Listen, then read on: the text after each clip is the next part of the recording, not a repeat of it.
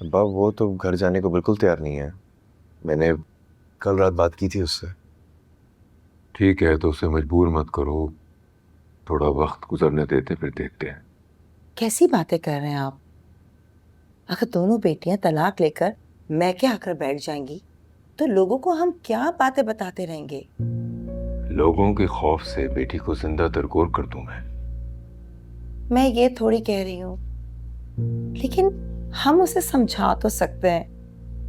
अरसल बहुत अच्छा लड़का है, अच्छी फैमिली है। और फिर गलती इंसानों से ही तो होती है। हाँ, लेकिन ये उसकी बहुत बड़ी गलती है। बोलने की कोशिश करेंगे तभी तो बेटी का घर बसा रहेगा। मैं नहीं भूल सकती अम्मा। तुम कहीं जा रही हो? जी भाई, ऑफिस। दिमाग ठीक है तुम्हारा?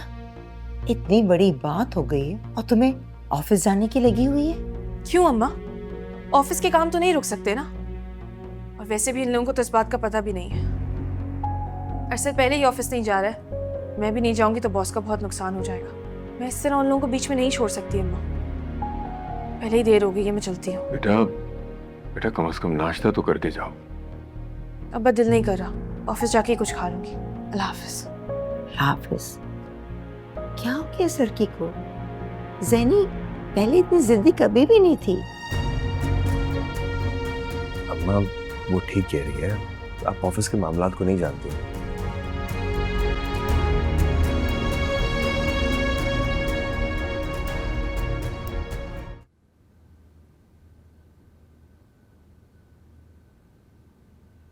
अरसल, उठ जा बेटा।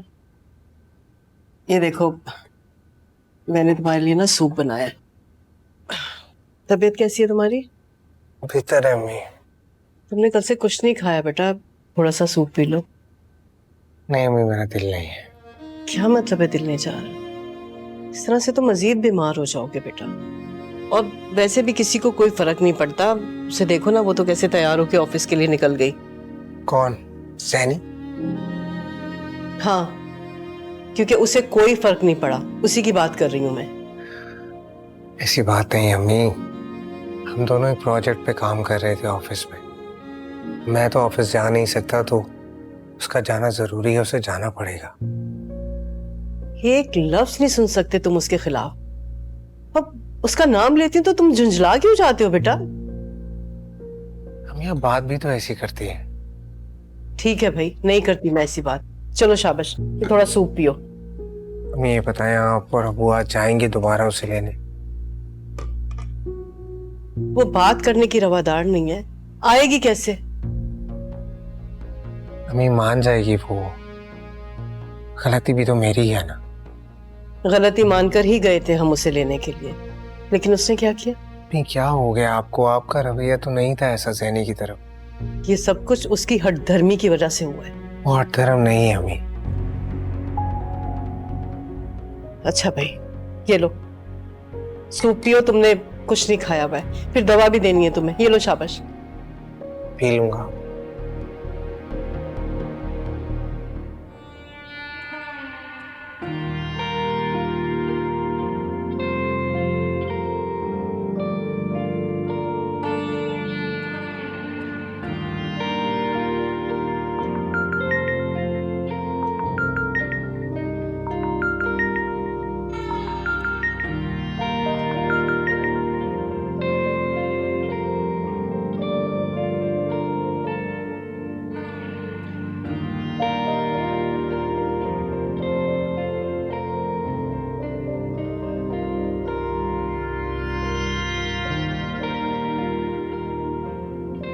प्लीज यानी मेरा फोन तो उठाओ।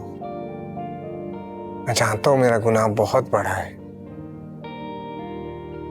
पर एटलीस्ट मुझसे बात तो करो। तुम इतनी सख्त दिल क्यों हो गए हो? तुमने तो पलट कर ये भी नहीं पूछा कि मैं जिंदा हूं मर गया हूं। प्लीज प्लीज बात करो मुझसे।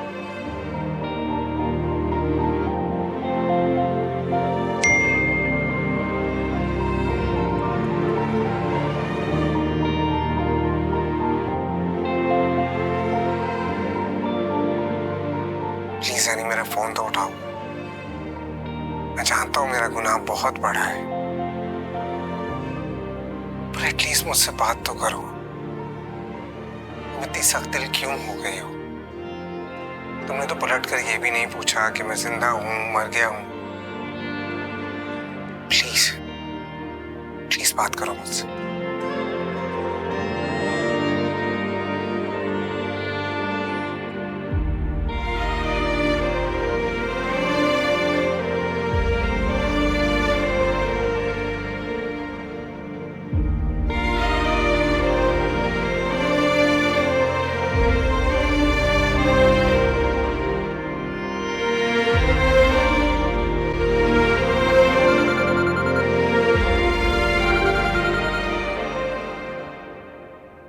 हाँ अरसल, अरे भाई कैसे याद कर लिया अपने बूढ़े नाना को? अस्सलाम वालेकुम नाना। वालेकुम सलाम। ये अच्छी शादी की हमने अपनी नवासी की तुमसे कि तुमने तो हमें बिल्कुल भुला ही दिया। सॉरी नाना। ये अरसल, क्या बात है?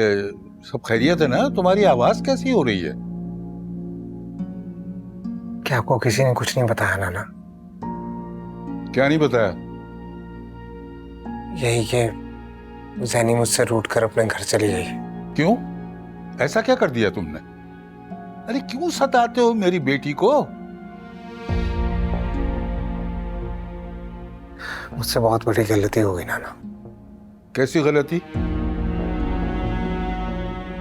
मैंने जैनी को तलाक दे दी, लेकिन नाना एक तलाक दी है, अभी गुंजाइश है।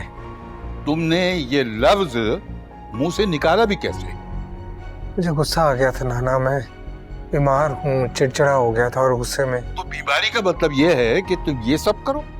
माफ कर दे नाना, मैं उसके बगैर नहीं रह सकता। प्लीज प्लीज आप उसे मना दे। देखो, जितना मैं उसे जानता हूं ना, मुझे यकीन है कि वो तुम्हें हरगिज माफ नहीं करेगी, और ना मैं करूंगा। नाना